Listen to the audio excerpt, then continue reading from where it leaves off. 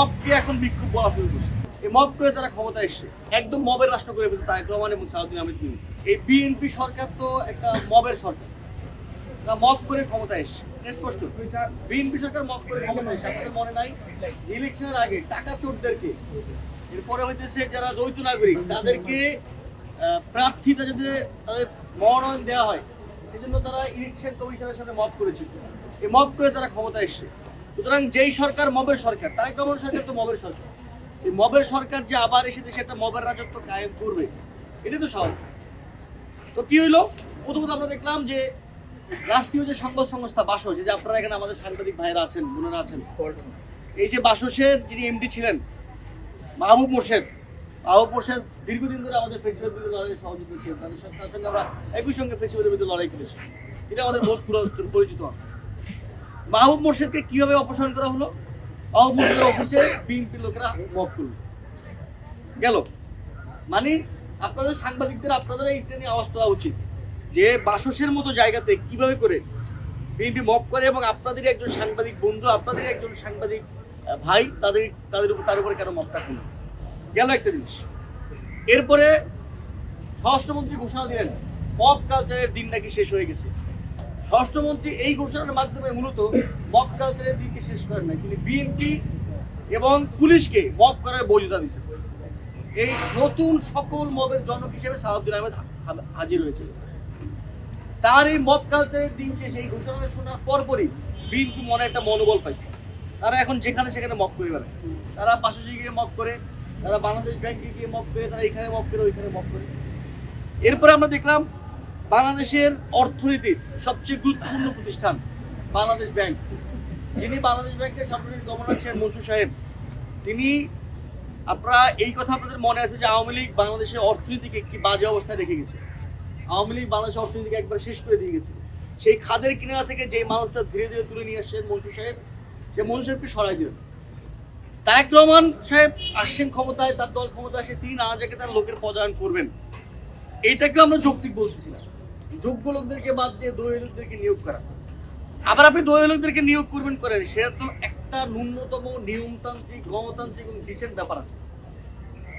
মানে বাংলাদেশে একটা গণ অভ্যুত্থান হয়েছে ভাই, এটা 2026 সাল, এখানে সাংবাদিকরা অ্যাক্টিভ, এখানে অ্যাক্টিভিস্টরা সমাজে অ্যাক্ট করে, ন্যূনতম ডিসেন্সি রাখবেন না।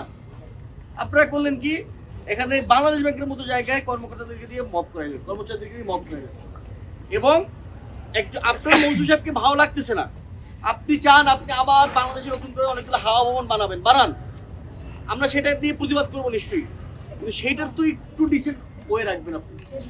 আপনি সেইখানে মব করেন এবং মনসুর সাহেবকে, ন্যূনতম একটা মানুষ যে গত 1.5 বছর ধরে বাংলাদেশের অর্থনীতিকে খাদের ক্রিয়া থেকে তুলে নিয়ে আসছে, তাকে ন্যূনতম সম্মান জানানোর প্রয়োজন করলেন না, ন্যূনতম কোনো সম্মান দিয়ে না, তাকে আপনারা মব করে বের করে দেন। তার উপদেশটাকে ঘাট ধরে গাড়িতে তুলে দেওয়া হলো, এই মব এটা করলো, এবং এরপরে এমন একজনকে নিয়ে এসে বসাইলো যে সুইটার্স কোম্পানির মালিক।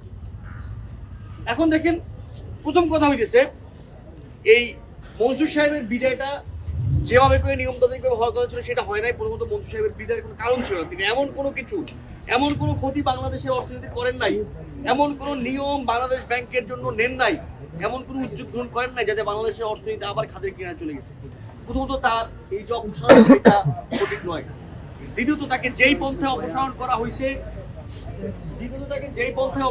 হয়েছে সেটা সঠিক না, সেটা মব। আমরা দেখলাম বাংলাদেশে মবের যে সংজ্ঞা পাল্টায় গেছে, মবের সংজ্ঞা হয়ে গেছে এখন বিক্ষোভ। মব বলা না, এখন বলা হয় বিক্ষোভ। এবং বাংলাদেশের কিছু মিডিয়া, আমি নাম ধরে বলছি, কালের কণ্ঠ ইত্যাদি ইত্যাদি মিডিয়া, তারা মবকে এখন বিক্ষোভ বলা শুরু করছে। এরপর আমরা দেখলাম কি, দুদকে গেছে কারা, সাকিব আল হাসানের সমর্থক। কেন? আসিফ মাহমুদ নাকি দুর্নীতি করছে, তাই সেটা দুদক অবশ্যই তদন্ত করবে, দুদকের সেই তদন্ত করার অধিকার আছে বাংলাদেশের যে কোনো নাগরিকের উপরে। সেখানে সাকিব আল হাসানের সমর্থন গেছেন কেন? সাকিব আল হাসানকে আসিফ মাহমুদ, যে সাবেক ক্রীড়া উপদেষ্টা, তিনি বাংলাদেশে খেলতে দেন নাই, কারণ সাকিব আল হাসান গণহত্যার নিরাপরাধ ছিল। তার বাবা মাগুরাতে মানে এই ম্যাসাকারের সঙ্গে অন্তর্ভুক্ত ছিল, আপনারা সেটা জানেন, সেই জন্য তারা মব করতেছে। এবং সেটা নিয়ে আবার সাউদ্দিন আহমেদ কিছু বলছে না, পুলিশ কিছু বলছে না, ইভেন পুলিশ এসে মব করতেছে এই যে আমাদের ক্যাম্পাসের পাশে, আমাদের ক্যাম্পাসের শিক্ষার্থীদের উপর। আপনারা সেই ঘটনা জানেন।